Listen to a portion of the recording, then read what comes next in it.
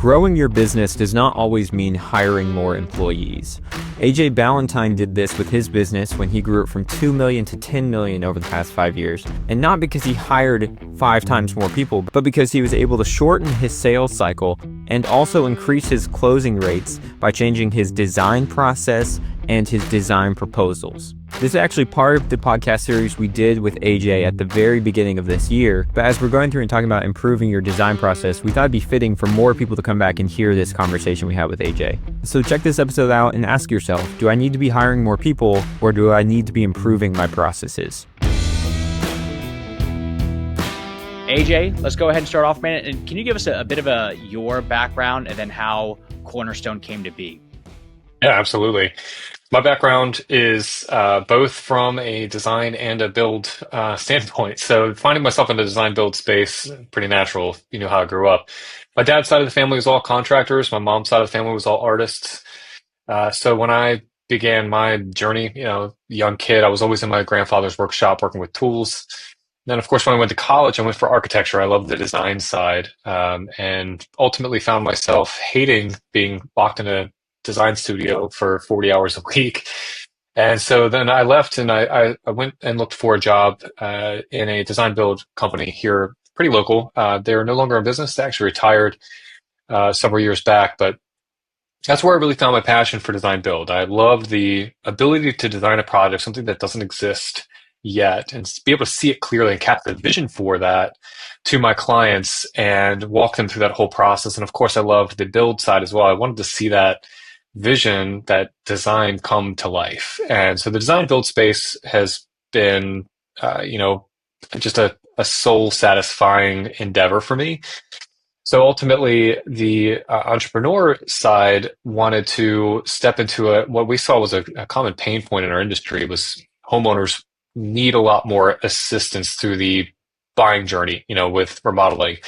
There were a lot of pains that we saw unanswered with the last remodeling company I was a part of that we felt like we would be better suited to answer. So we launched a design build company. When I say we, I had a business partner at the time, just a colleague, and he and I wanted to start our own company. So back in 2011, we did just that, Cornerstone Remodeling. We became pretty well known pretty quickly through really good just marketing tactics and so on. Being the millennials that we are, and quickly got a foothold. We started winning awards, from the best remodeler in Howard County, local place, to best in Baltimore. It's more regional, and of course, winning some national awards too along the way. But yeah, so that's my journey. And I always said, I feel like I've had a company since 2011, but a business since 2020, because I really never treated my company as a business. It was always a passion. There's famous, I call him famous. He's famous in my world. Doug Howard. He's a good consultant in the space, has a consulting firm that focuses on the passion behind the business, right? Or the business behind the passion.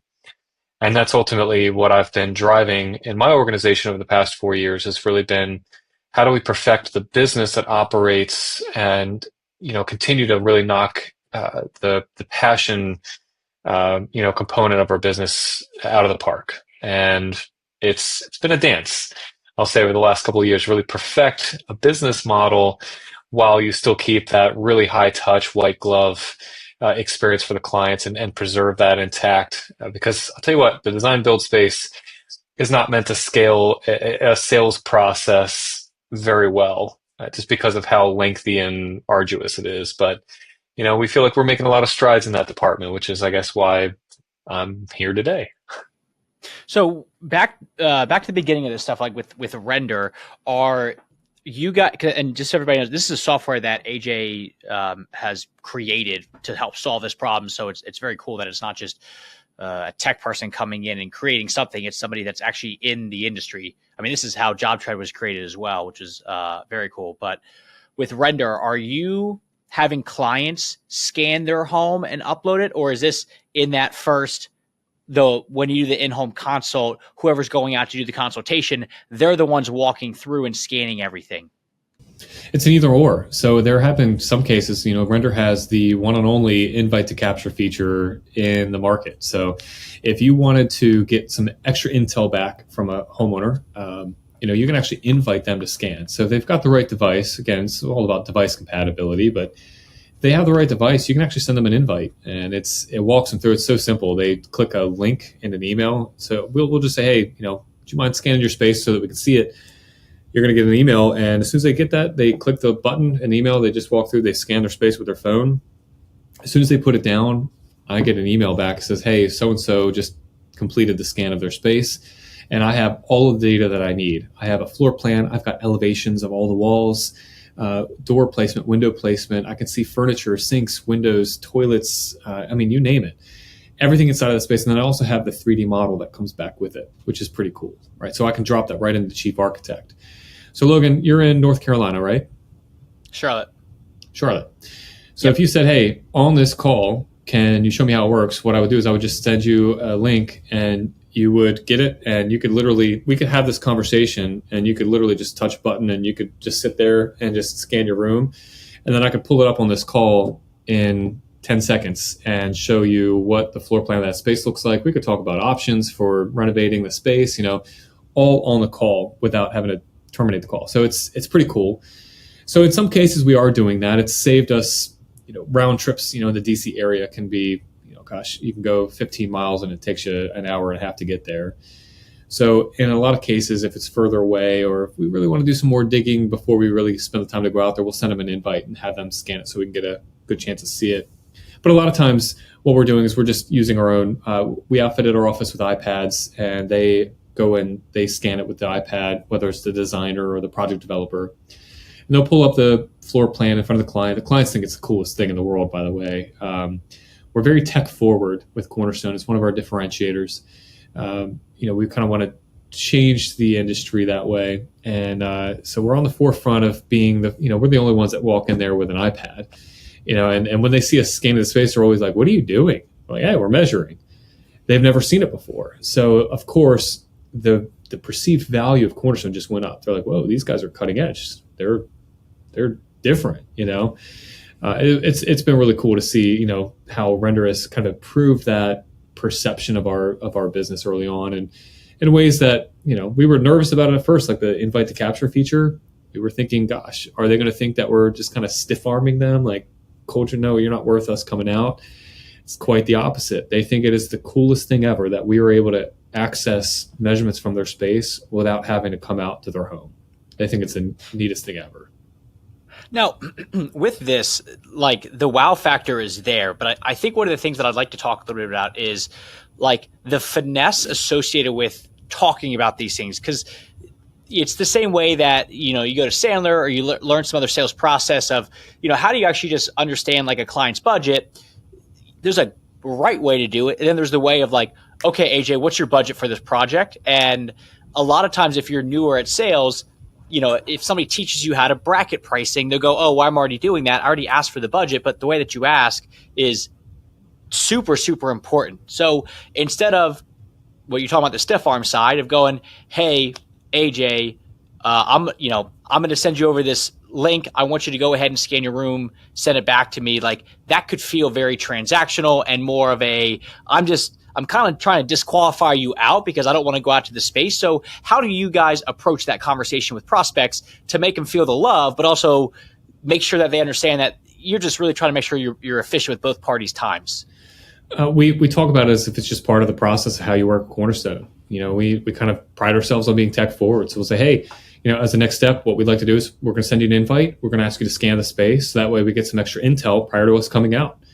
They don't know it's anything different. We use it as a tactic, to perhaps price qualify them or pre-qualify them out the door if we get a sense that they're not really our client. But to them, it's just business as usual.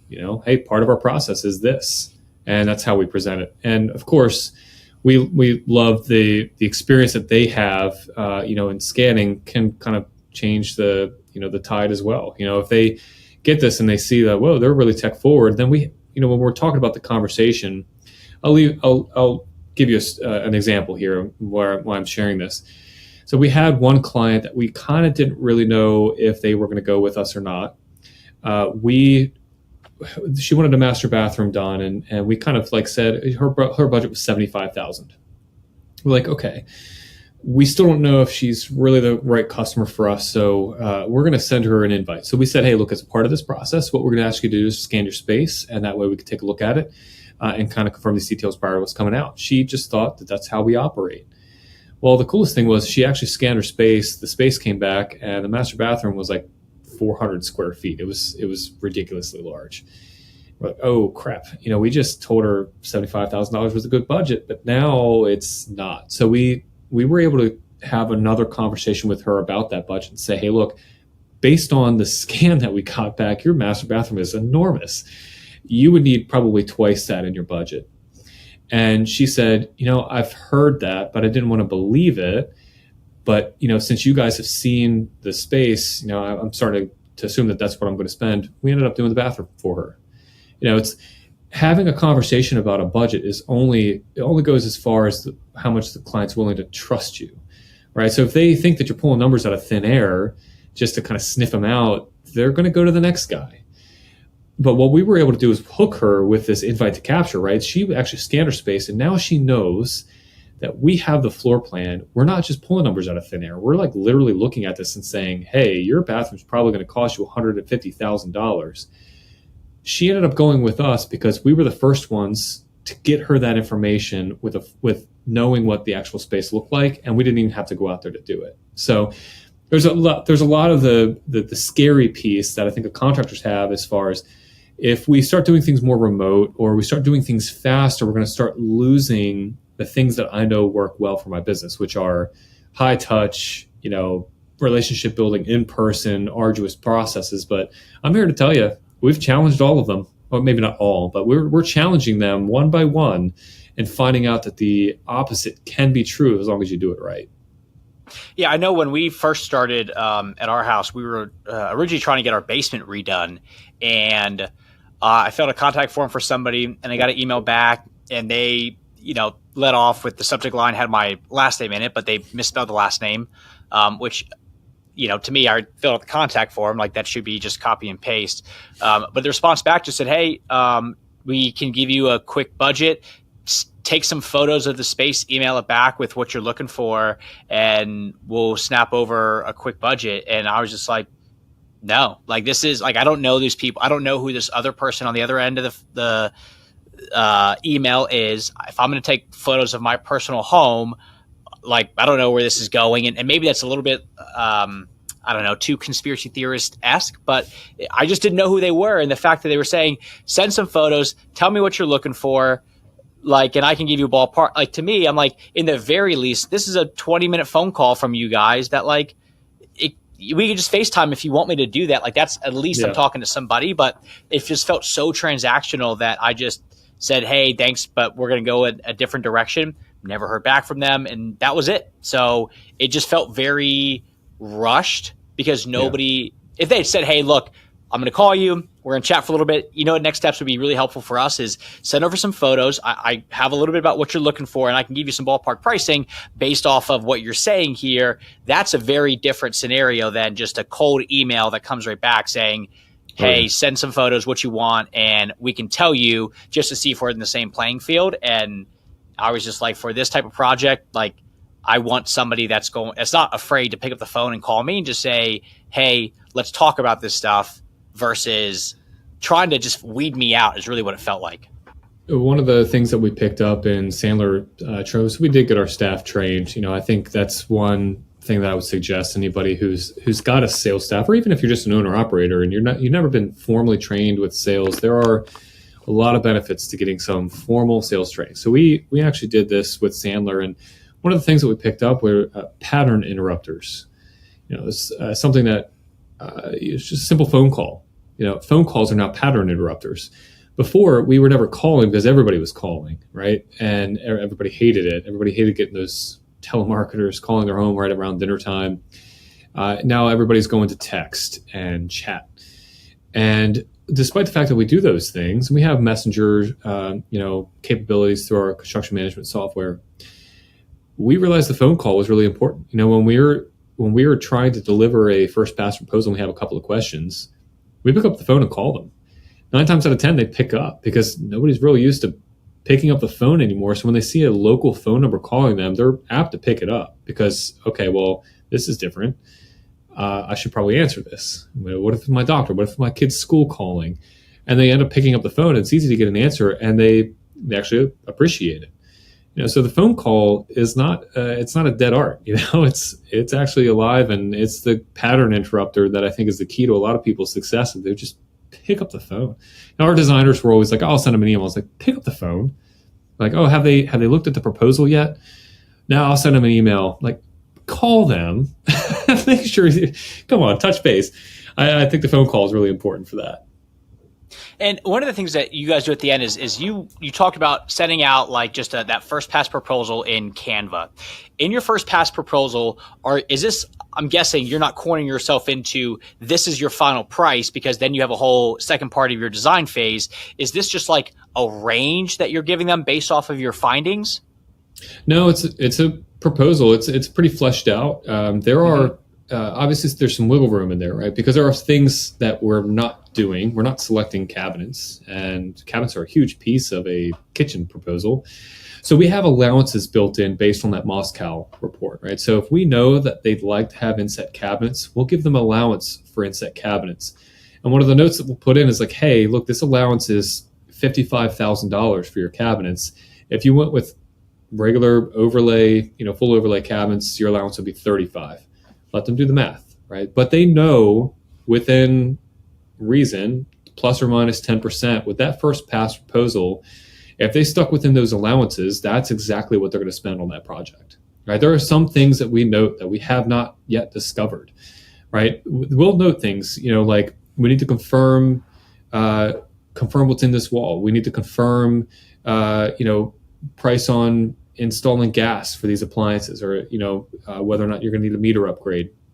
We'll leave notes in there like that, but for the most part, we do tell clients that you're going to be within plus or minus 10%, because we are hella good at pricing projects. And now that we're pretty refined on what the scope of the project is going to be, we know the risks. Like, hey, we're going to have to look at this wall to confirm this, but if this is true, you're going to spend this much.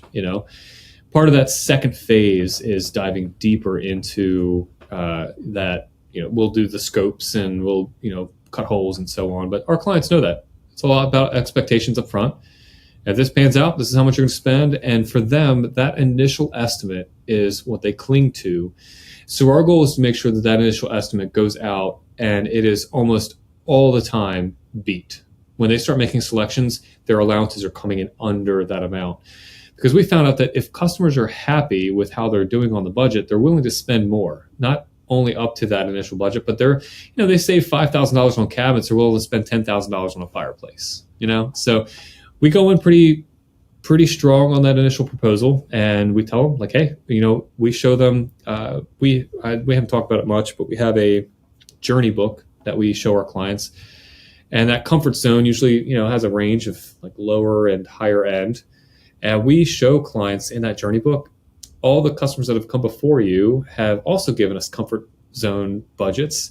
And we've had a target range here, and this is where they ended up coming in. And you see throughout that journey book, that arrow, it's almost like a compass or like a speedometer.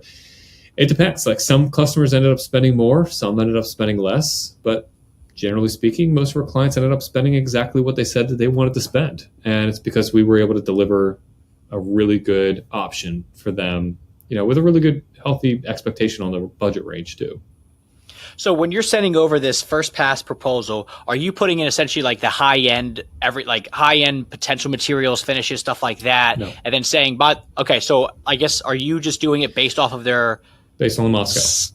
Okay. Yeah. What things are really important to you? And we're asking, we're not really getting into the nitty gritty on, what kind of faucets do you want in these places, but we do find out what's important to them. Do you want to have, are you really like keen on like spending, you can spend $100,000 on fixtures in the bathroom, right? But all right, and most of our customers are out front, and they'll say, hey, look, we're not willing, we're not going build a grade here, but we also don't really need the high end luxury things.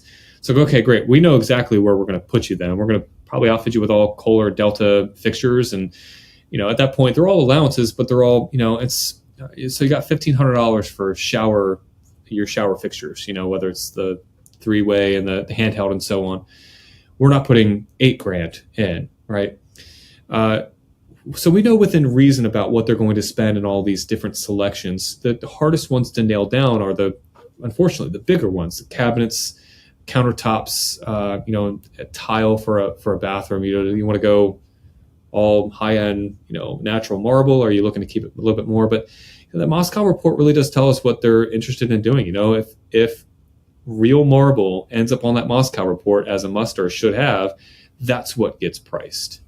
But if it's not, then we price it with regular stuff based on their budget. If real marble tile is low end on their priority and they have $150,000 to spend on their master bathroom, and we're coming at like 110, guess what we're going to do? We're going to throw that marble tile up there. We're going to say, hey, look, we were able to get some of your could haves, like that marble tile that you said that you might like.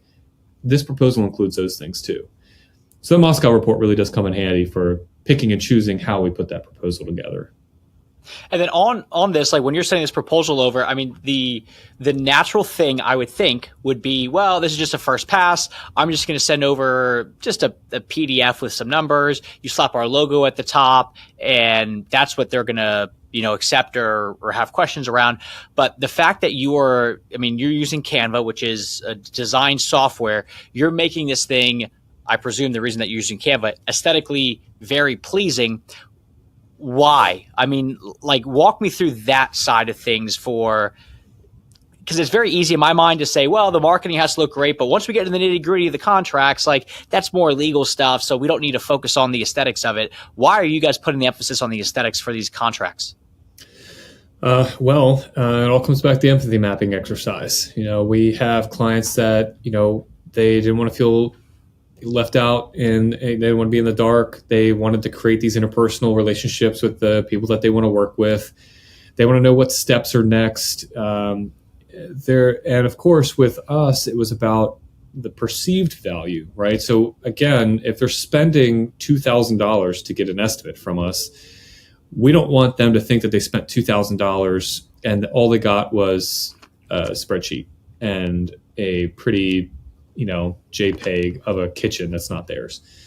Right? No. We wanted to make sure, like, we needed almost like a statement that, hey, you paid for this, and basically set down this big, deliverable in front of them. So for us to compile this, we used to send emails with attachments, or have them by the office and then show them all these things individually. It wasn't cohesive, right? So for us to deliver the amount of value that we promised them early on, if you pay us 1%, you're going to get something that's going to knock your socks off. And for us to deliver that, this is why it was really important for us to make it aesthetically pleasing. I can show you this too, so that you're not watching my screen of me trying to figure out where this is. I'm going to go ahead and pull this up so you can see it. That was the first one. That was the first one that I pulled up here. Goodness gracious, hold on one second. And one thing, as he's trying to pull it up, guys, that I want to call out is the fact that he talked about the perceived value versus value. I think a lot of this is, you guys go out, you do your measurements, you figure out what stuff costs, you take all this time behind the scenes to put together this PDF doc, but I don't, as the consumer, as the homeowner, I don't see all that stuff. All I see is, oh man, they charged me $2,000 just to price my job out, and it feels slimy, like they just wanted to somehow weave $2,000 back into it versus well, actually, if you're going to put all this work into it, you might as well get credit for putting all that work into it. Make it look, yeah. So it takes you $2,000 worth of effort to put together an estimate. I'll tell you that every contractor listening to this, the estimates are probably the most excruciating piece of this puzzle. Like all the details that need to go into an estimate to protect me, right? I'm trying to make sure I'm not underselling my stuff. It takes a lot of time and it takes a lot of experience. I can get faster at it the more I've been in the business, but gosh, that's worth a lot of money. But clients see it; they're getting a spreadsheet or this estimate from whatever, and it's not worth it. So we, like you said, we go out and make it look like $1 million. So we develop these first pass proposals in Canva.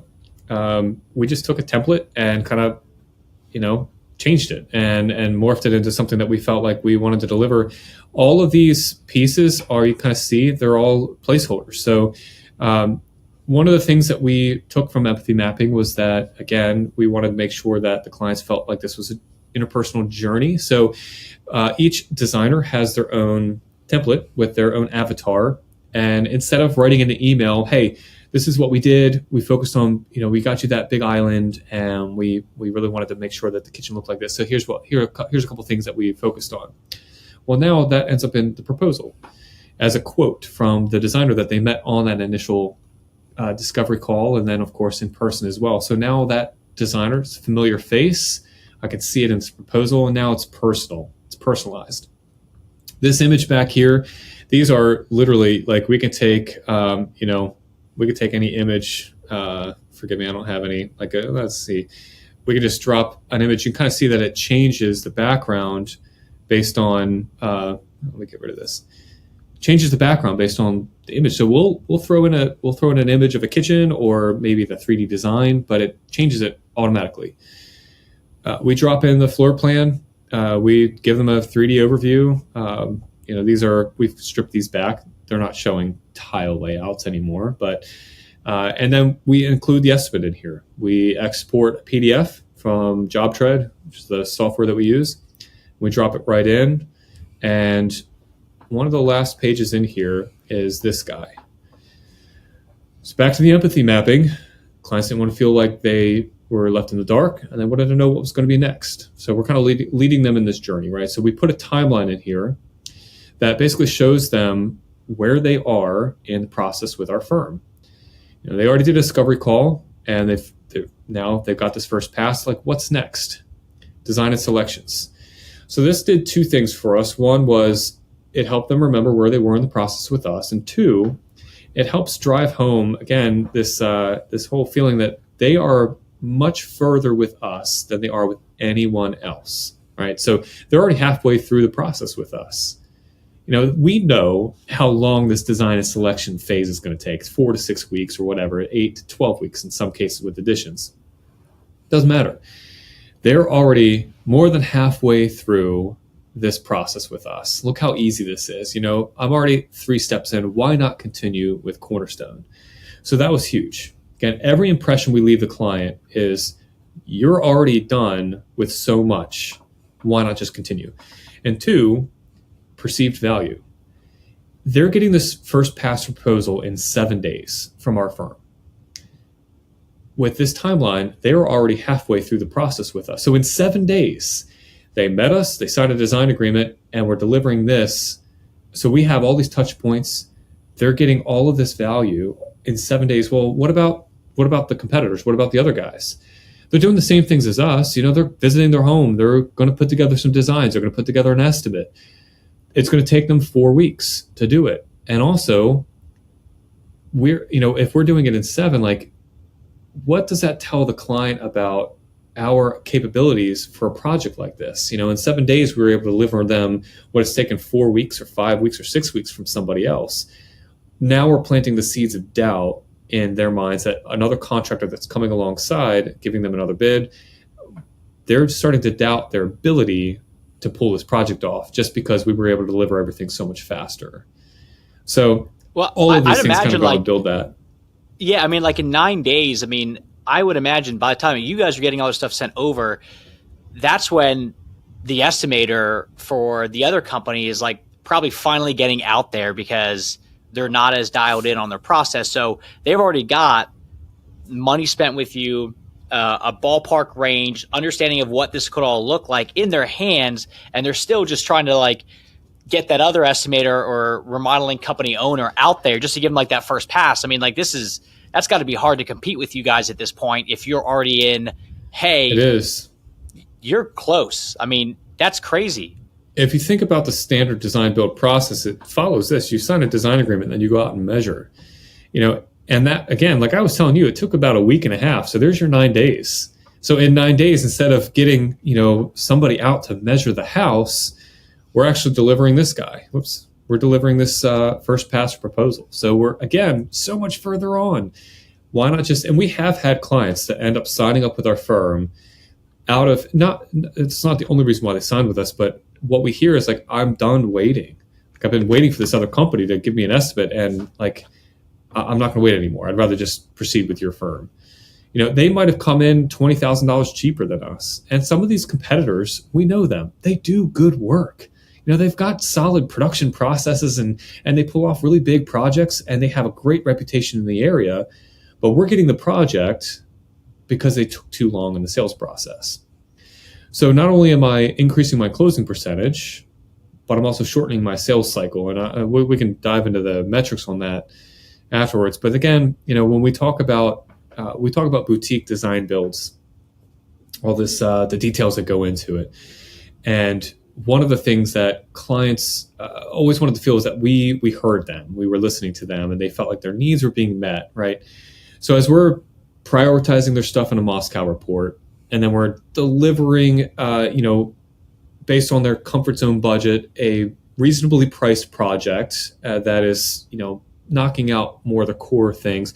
We also wanted to let them know that we're also listening on the design side. So we built this, mood board, right? It's just 3 images. These are also placeholders. And what the designer does in that initial call is they try to ask a couple questions about like their style. We just want to know a little bit more about you and how you live your life. And we always hear what colors they're interested in, modern versus traditional. I don't want anything, too crazy. I love blue cabinets. I love, wood islands.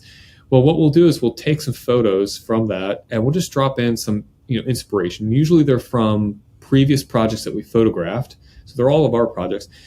So we drop them in. It's just like kind of an inspiration panel.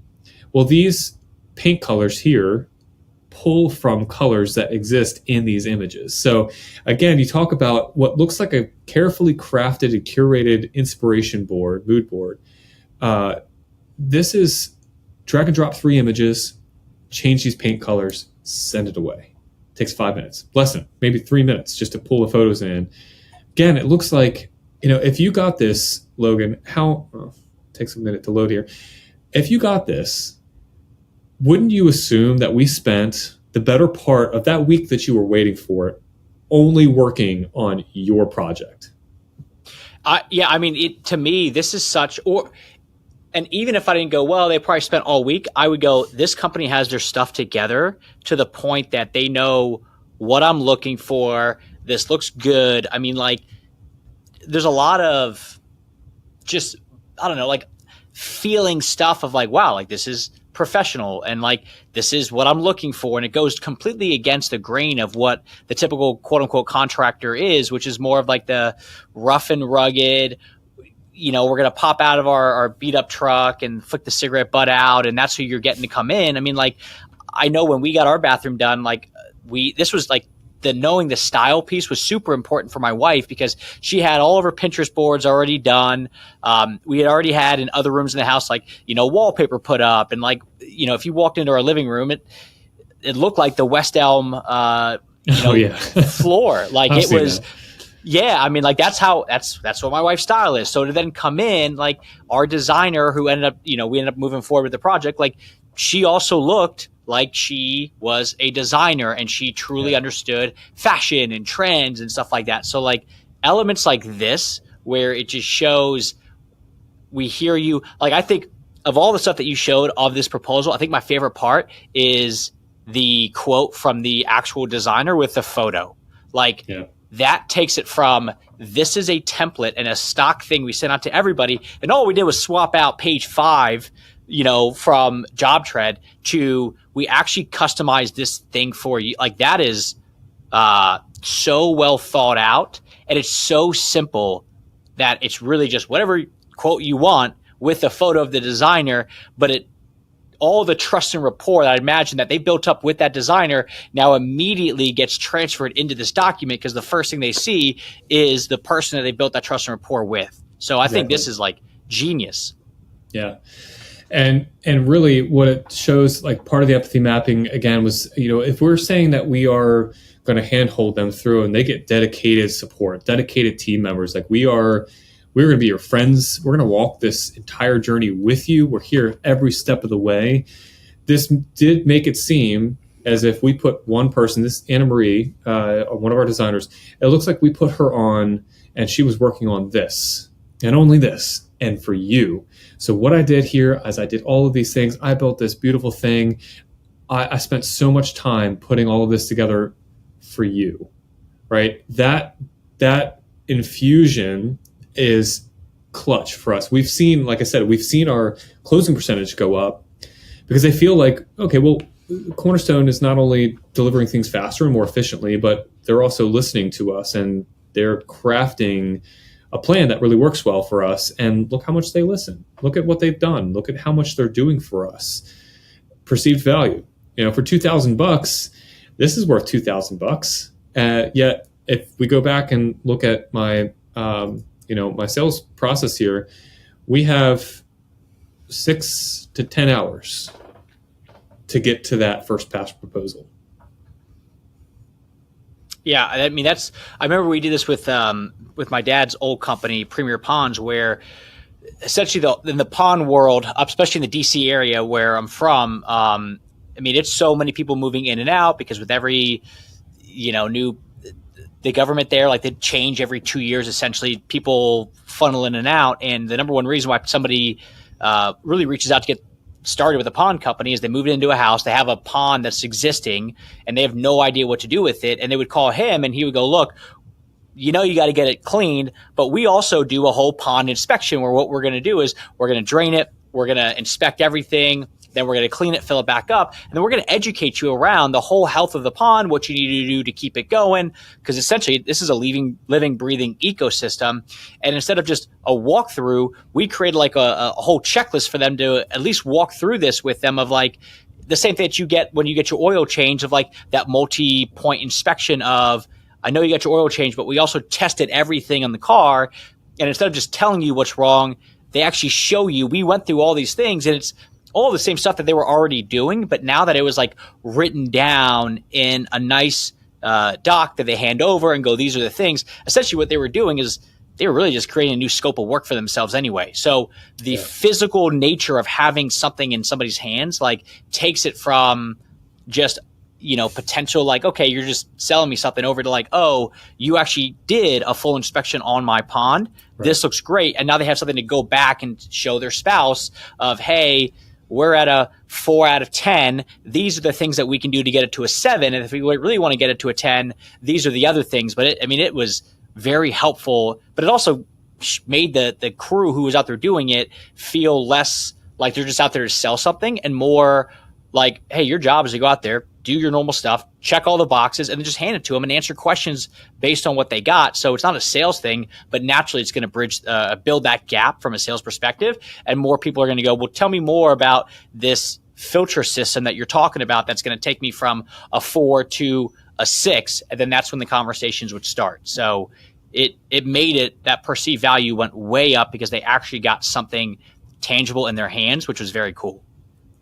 Yeah, big time. So we get through the initial stage. They sign off. They go, AJ, this is great. We see you guys put a lot of time and effort into it. What happens after that? So they're leading. I see you have it in the doc that says next steps are this. What are next steps from there? So after that first pass proposal gets delivered, they pay the full retainer. So like I said, it's 5% of the target price of the project. That's our second gatekeeping mechanism, right? So at that point, if they are willing to pay this, they're 100% sold.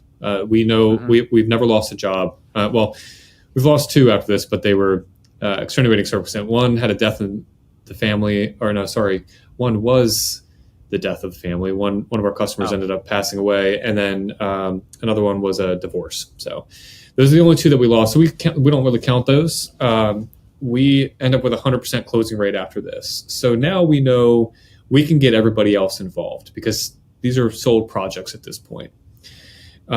We go through real fast. Sorry. What is your conversion percentage from doing this initial first pass to the full design agreement? 44% is our closing percentage on design agreements. Used to be 33. Now we're 44%. And then 76% and climbing. 76% is a couple months old. And we actually had a huge sales month in we were actually setting records. September was a huge sales month. We sold $1 million. October was another sales month that crushed September, and it looks like November is going to put October to shame. So we're seeing the closing percentages go up, and all the way back to the early, if you're still with us after listening to this whole podcast, if you remember, my desire for growth was limited by the ability of my sales team's output, right? So to grow, I was afraid that I was going to have to like double my sales team. We still have the same sales team that was selling 3 million, and they are now selling at a pace of $10 million a year. So it just goes to show you what optimizing your processes can look like. But at the time that I pulled the numbers, which was after the end of the third quarter, so early October, looking back, we had a 76% closing rate at this particular juncture. So if you think about it, we have 6 to 10 hours of time invested in projects to get them from a 44% to a 100% rate, right? So just that little bit, we're only spending the 6 to 10 hours on, you say, half of the jobs that end up getting past this point, right? And then out of all of those, we're spending 6 to 10 hours to get them to 100%. So the limited amount of time that we're spending with these clients has preserved my sales team's ability, again, to up the output, right? So of the sold jobs that we're able to do. But at the same rate, we're shrinking our sales cycle down so that not only can they do more, but they're doing more faster. So instead of selling, 5 jobs over 10 weeks, I'm now selling 10 jobs in 5 weeks. Those aren't real numbers. I'm just saying, like, we're selling twice the amount of work, twice as fast. So, oh my gosh, it's been incredible to watch. So with that, the 24% of people that do not move forward after that first pass, is it a budget thing? Is typically why they say no, or are there other reasons? I think most of it is a budget thing. It's either, they came for an estimate, right? And they ended up paying the money to get the estimate, but ultimately they end up comparing the estimate with some other ones. So I think a lot of these people are more driven by the actual numbers. Because I feel like we've delivered so much value. And if they're not willing to move forward from there, then they were never going to move forward, ever. They're looking for a cheaper estimate. And, fortunately for us, they were willing to pay $2,000 to get ours, where usually the ones that they're going with, they got for free. So we're still winning, but I would say most of them are going to be based on the numbers. Okay, and not cool. not because we gave them an estimate that was too high. It was just that our estimate was higher than the other ones that they received.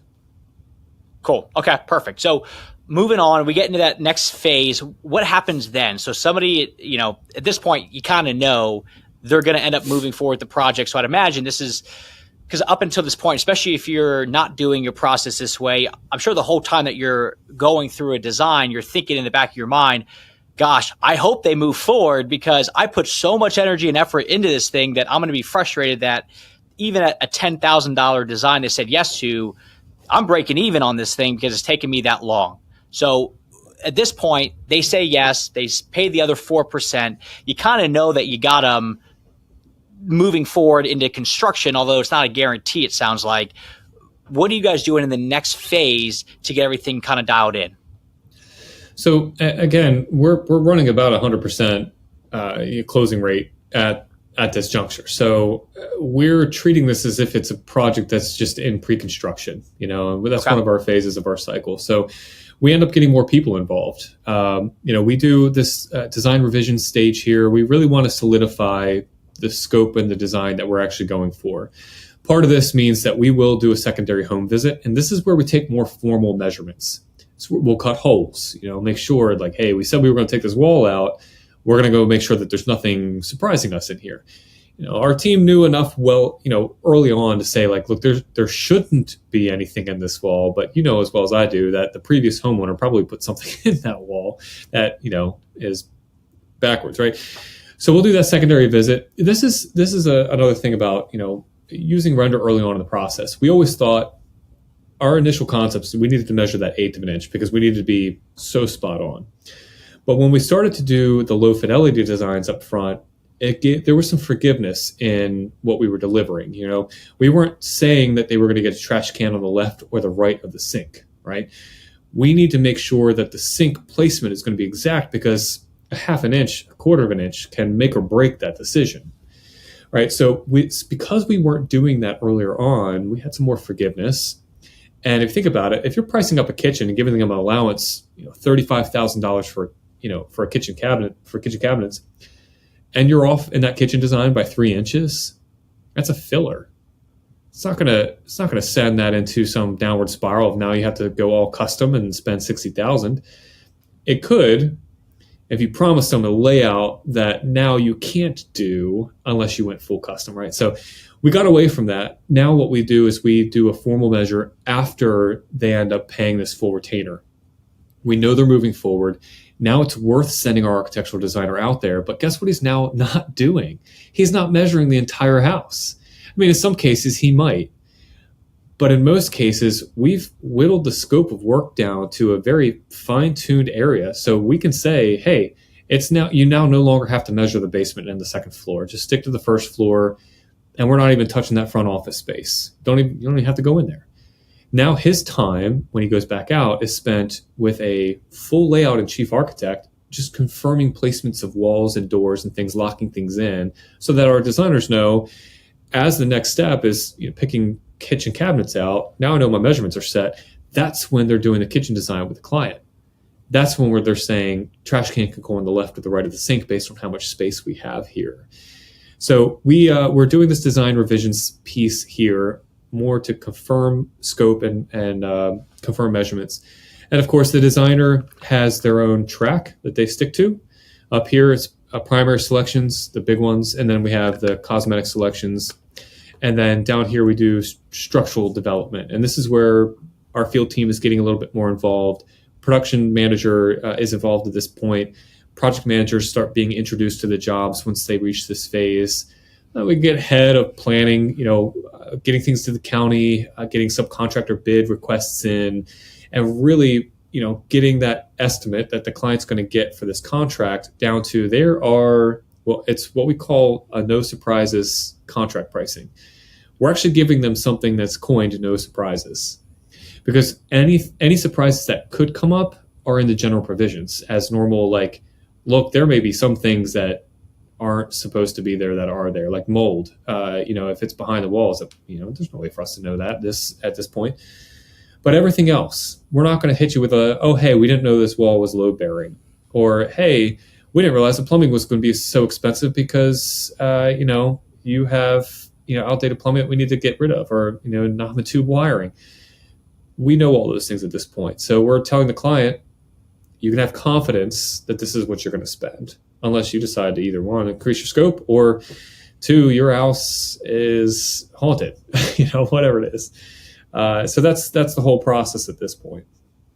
So are you taking them for like the selections to a showroom and walking everything? Or are you bringing things to them in their home, so you're reducing the amount of options they have? I guess, what does that look like in your world?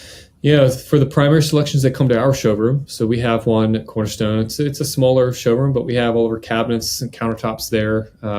We'll even do some collections of some tile sometime, but we'll borrow some showrooms from partners in the space. So we do have a tile showroom, another small business that we work very closely with. And we also have a flooring showroom as well. But for the most part, that initial selection phase is done in our office. And because we know a little bit more about what they're after, what they're looking for, we'll do some shopping for them, right? We'll go to the flooring showroom, pick up a couple samples and have them at the office. Because again, the option overload in that empathy mapping comes back to bite you. And you take a customer to a showroom, a flooring showroom, it's like one selection they have to make, but they have 6,000 options. It's daunting, right? So our designers know what they're looking for and can say, hey, look, I went shopping for you.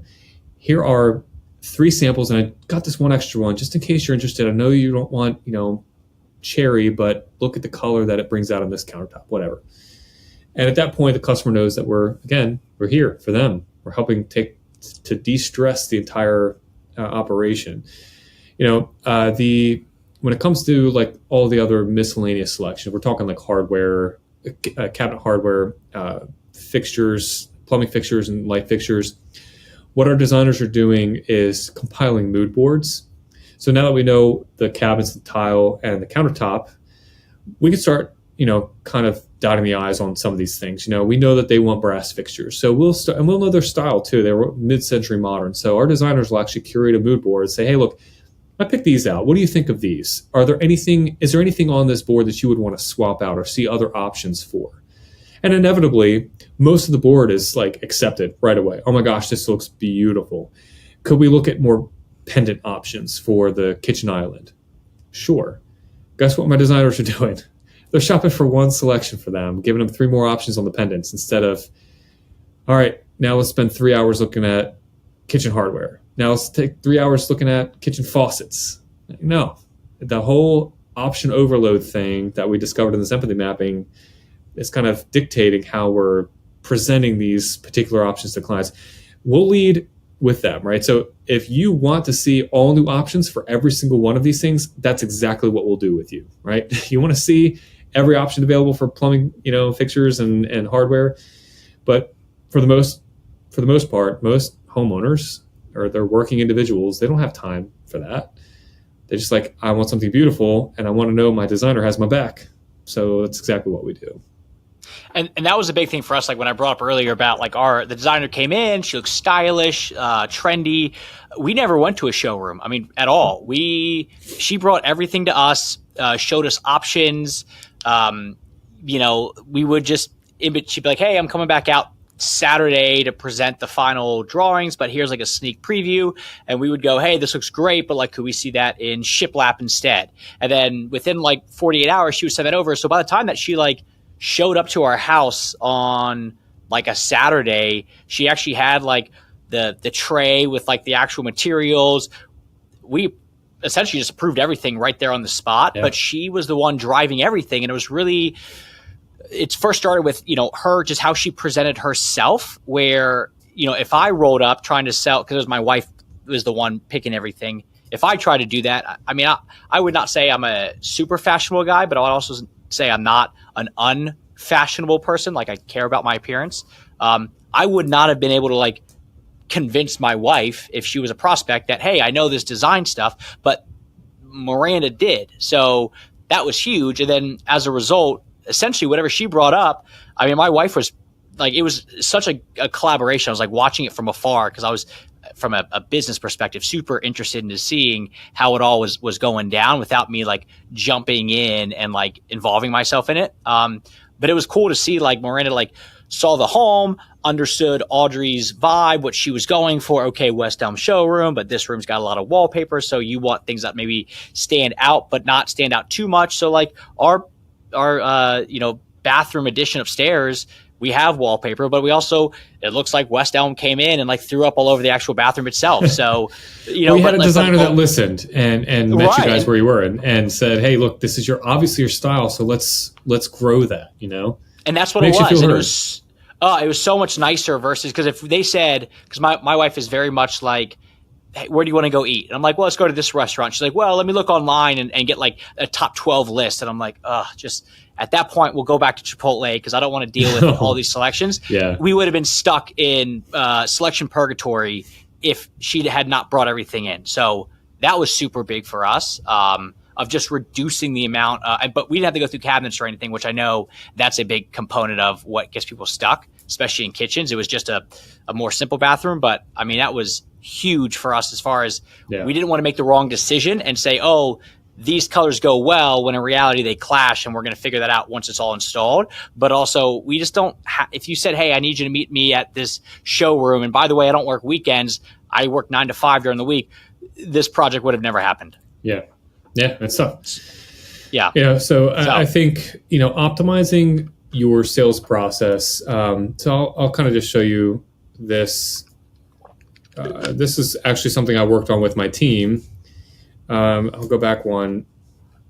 So our primary objective was scaling Cornerstone's boutique white glove experience.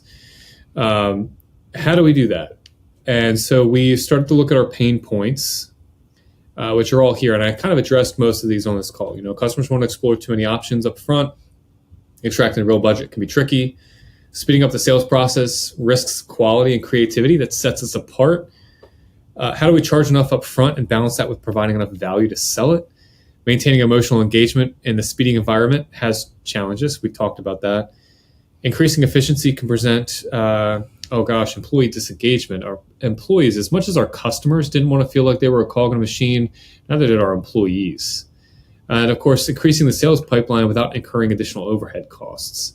All of these things we set out to go solve for ourselves, and we feel like we're knocking every single one of these out of the park. I don't know if I built anything more, here. So we did empathy mapping. So this is a good how to get started. We did empathy mapping to understand where our customers were coming from and keep their perspective at the forefront of every decision we made. We value engineered our sales process. We identified friction. Like I said, the sales consultation, allowing them to schedule on Calendly alone was big.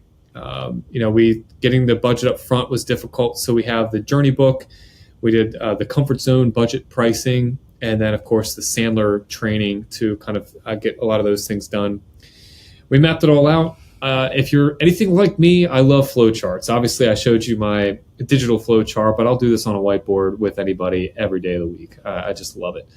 Get real comfortable with mapping these things out, because if you can visualize it on a whiteboard in a flowchart and you can present that visual to your team and it makes sense, they will keep that visual in their head. They will know exactly what the process is. And if you are leading a team, you know as well as I do, it is excruciating to change a process and expect your team to follow it without a mind-numbing accountability process.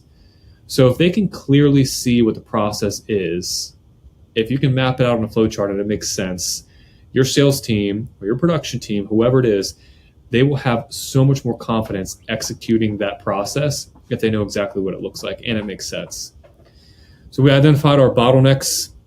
Again, I kind of showed you the processes. The bottlenecks were kind of in time, scheduling, and so on. We kind of got rid of all those things. And then we streamlined with tools. Calendly, RENDR, Canva, DocuSign. We used DocuSign to send our proposals instead of JobTread because we noticed that there was more familiarity with DocuSign. And then we could just send that out and actually attach a payment invoice to that proposal. So when we were sending out the design agreements as well as the first pass proposal, we're actually attaching invoices to them too. So as soon as they sign, DocuSign says, "Okay, you signed. Now put your credit card information to pay for this." Oh my gosh, it's been great. But the one thing that I really did want to show you, Logan, maybe we could pick this apart, is kind of down here. I spoke about this at the Fast Remodeler back in, was it June or May, somewhere. I think it was in Austin, Texas. And I talked about how we applied a lot of, at the time, I was just talking about what we learned about millennials and what we learned about sales process, and started applying these things throughout each part of our organization in ways. So if you notice some of the things that, we talked about from the empathy mapping stuff that we tried to set out and answer, right? Fast, convenient, craving remote engagement, that's a millennial thing. Interpersonal journeys. And of course, we wanted to challenge the status quo. A lot of the things that we found out about from the empathy mapping exercises, that the status quo of remodelers is unfortunately true in a lot of cases. And that's really what spooks a lot of homeowners in this process. They don't want to deal with the car salesman. They don't want to deal with the stinky guy that hops out of the back of his truck flicking a cigarette butt in their front lawn, right? So challenging the status quo, letting people know very early on that we were a completely different type of company, right?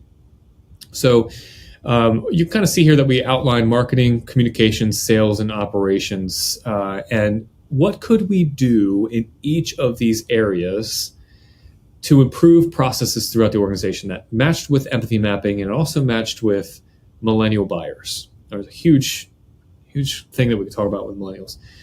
So when we talk about fast and convenient, how do we make fast and convenient on the marketing side? Well, short websites, short blogs, speedy website loads, concise web presence, straight to the point. We're not putting out 3,000 word web pages, clean, easy to read visuals. Communications, so immediate scheduling of appointments through Calendly. We talked about that. Sales, how do we get fast and convenient sales? Well, 1 week turnaround on proposals. And then, of course, operations. On the production side, everything is digitally managed. Everything. They want an answer, they've got one. They can reach our team at any time.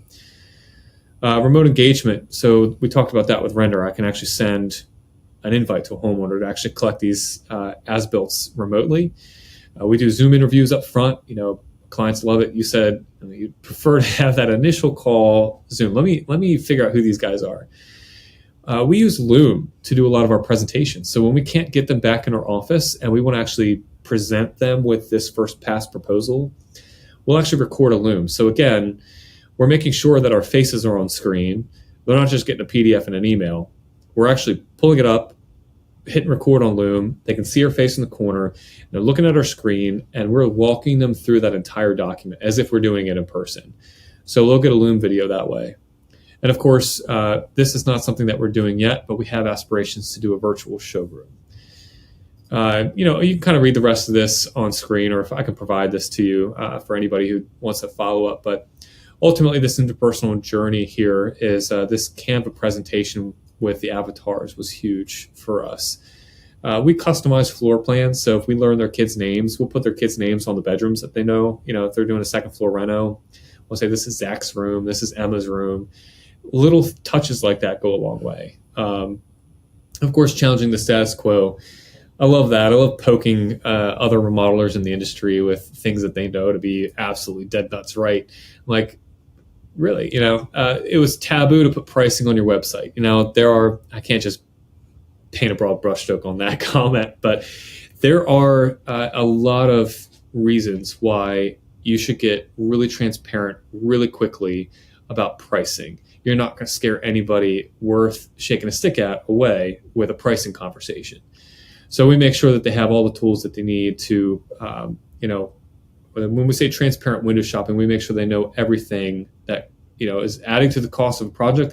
They're very well aware of it. And of course, digital everything. We measure digitally. We're presenting these proposals digitally. We're sending them Loom videos. We're sending invoices digitally. We manage the projects digitally. Everything about it is digital. They seldom see a piece of paper around our company. The only paper that they see are the printed plans that we have to provide for permits, right? We have QR codes on the job site.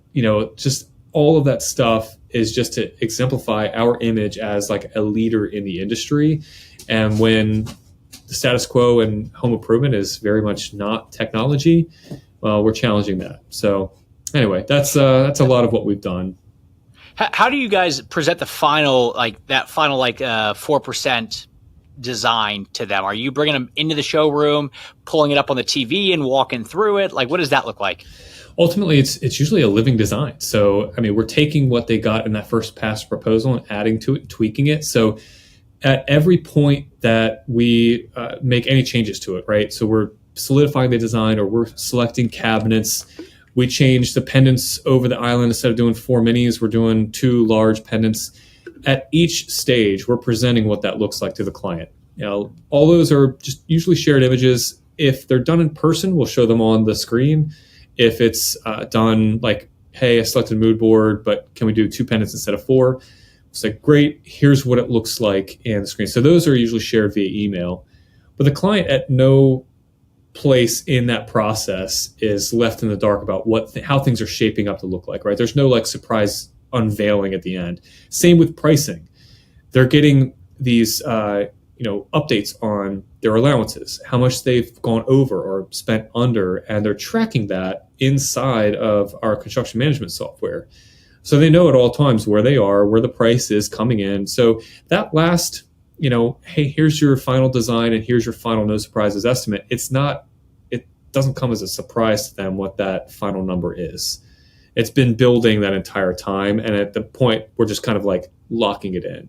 And a lot of times that is done preemptively via a Loom presentation. We're sending the final, what we'll call the final estimate and design over to them via email. We're doing it with a Loom presentation. A lot of times we're signing those build contracts digitally. They'll say, hey, yeah, we're ready to move forward. We'll send a contract. They sign it digitally. They pay their deposit.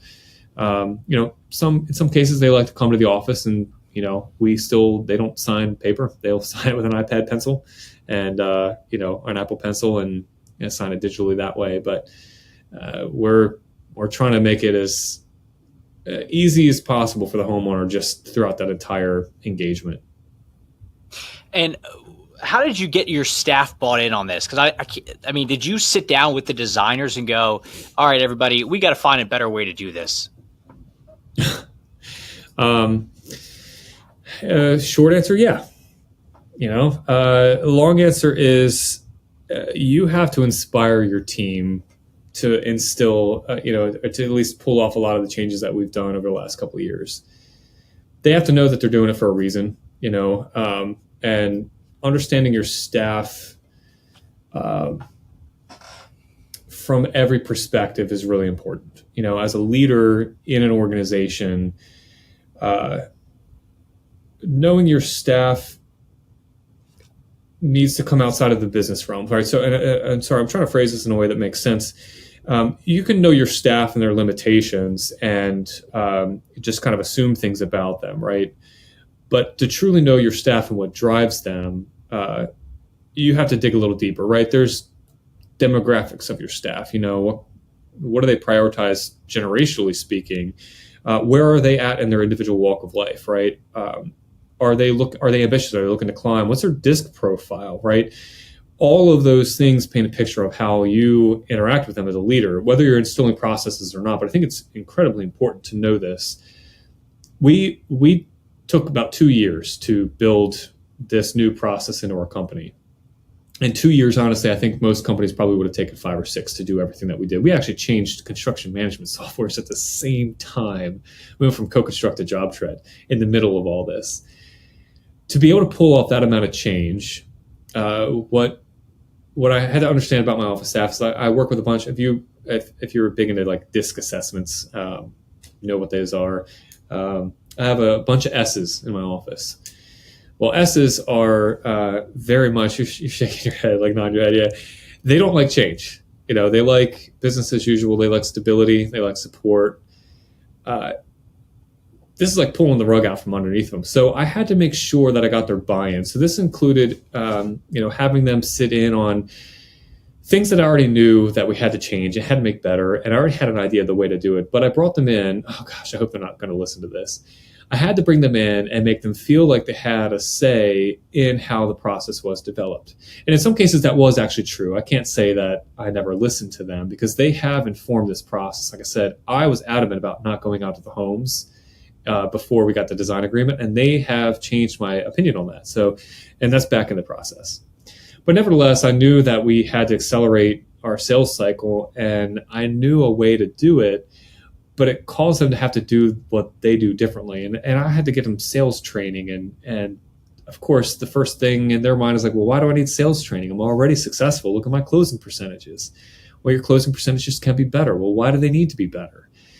So just understanding a little bit more about what drives them. We gamified a lot with our sales team. It was, how high can we go or how much can we save? Our office has a bunch of young kids. We don't want you working nights and weekends, but we want you to be able to make more money because they have kids that are growing up. They want to put money in their 529s. They want to, have more money at the end of the day after paying the preschool bill. So we made sure that they understood, like, hey, look, we're going to try to make you more successful, but we don't want you working more hours. So here's how we're going to do it. What do you think? So getting stuff like that across, little side agendas, but it's not easy. I will say I am blessed and highly favored when it comes to my team and the people that I've surrounded myself with at Cornerstone. And it has made it easier to pull off everything that we've pulled off. Yeah, we're going through EOS right now, and we hired an implementer to come in and help us out with all that stuff. And when we were like doing the self implementation side of things, you had to come into the meeting, and everybody has to, on the leadership team, write out essentially like who's our target audience, we'll say. And everybody had a little bit of different answers. And the answer that I put up, we then spent essentially the 3 hours you're supposed to debating who the ideal client was and stuff like that. And I remember it came back to the one that I put down originally was who we ended up going with. And somebody else in the leadership team said, look, I recognize that we ended up just going with Logan's thing anyway. but it's nice that we all like came to this conclusion together versus, because my natural thing is just like, look, guys, like we already, like, as you can see, I put this out there. Unless you have a better way of doing it, like, let's just go with this. And we did a full circle to come back to the same thing, but they all now felt heard. They were bought into it. So same end result, but the process to get there completely changed the goal. And the issue that we've had for the past couple of years has always been, these are Logan's goals. We don't really understand them necessarily, but we're just going to see what we can do to get there versus sitting down and getting everybody bought into the same thing. Because I'm on the disc, I'm a DI.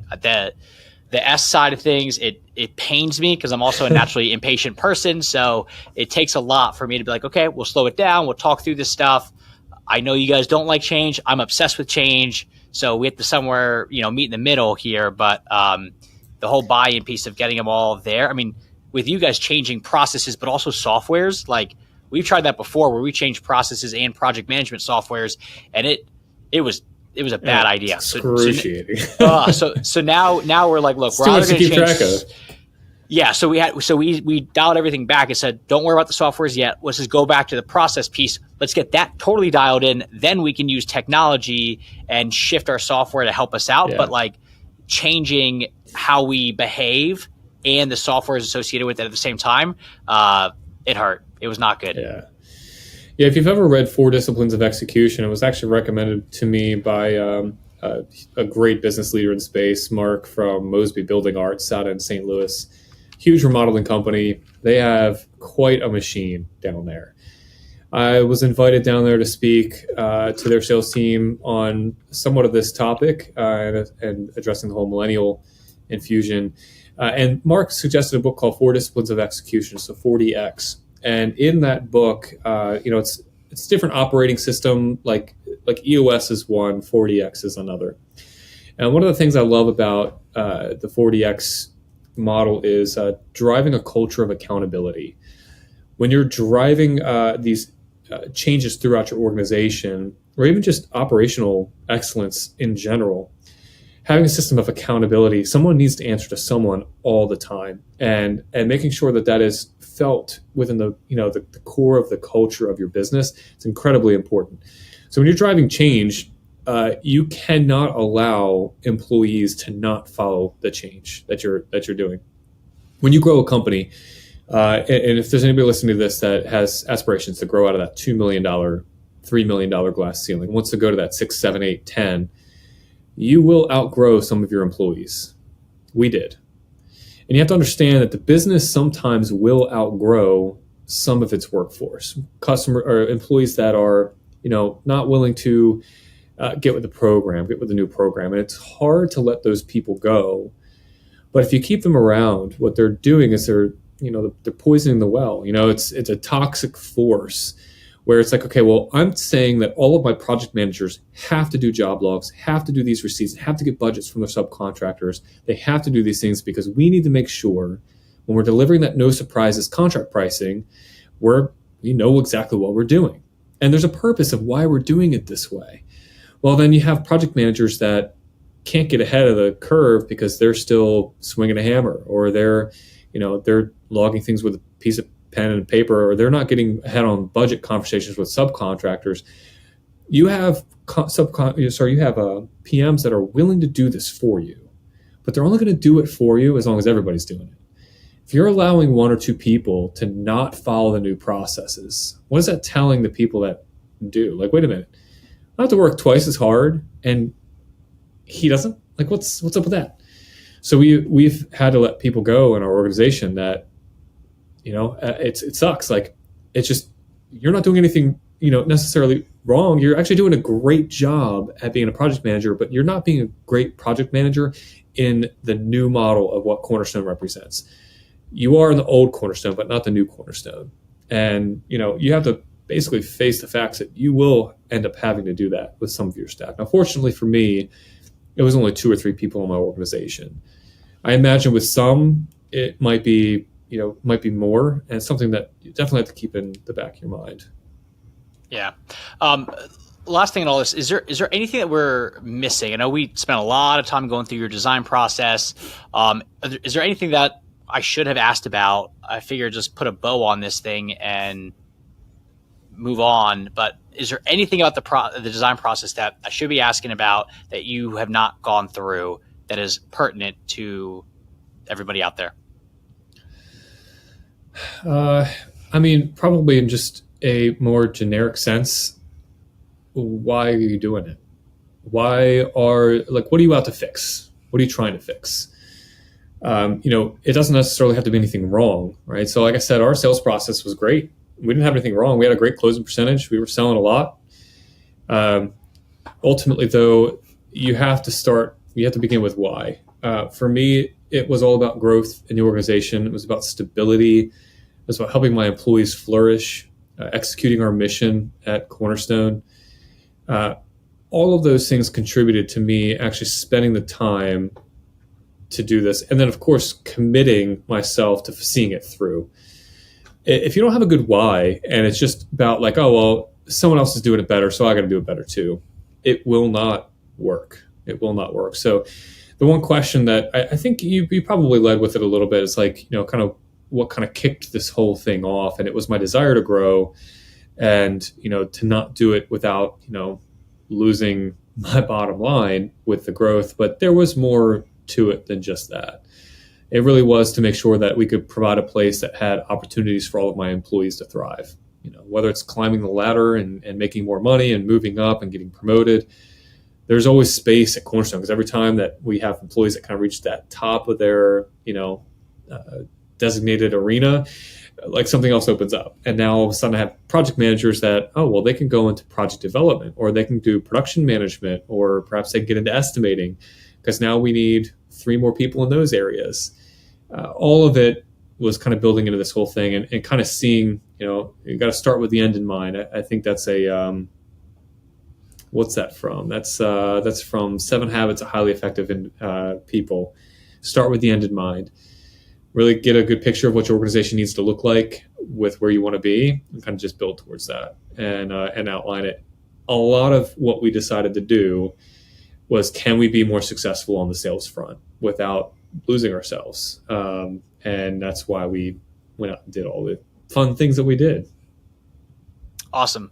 Well, AJ, I appreciate you coming in here and sharing all this. I know this was probably 2.5 hours of this stuff, but it's really 2 years in the making, trying to whittle essentially all the trials and tribulations you went through to get this thing as dialed in as it can be. And I'd imagine you're probably not done at this point. I mean, your effort to get it down to that true 7-day mark is like, I'm guessing the next step for you guys here. But I know that, I remember more or less. Yeah. Well, I remember like when I listened to it the first time on Kyle's podcast, I was like, man, he has put a considerable amount of time into this thing. Like, this is not just like, let's throw this up on the wall and see what sticks and hopefully it goes well. Like, he's probably really thought a lot through this for a very long time.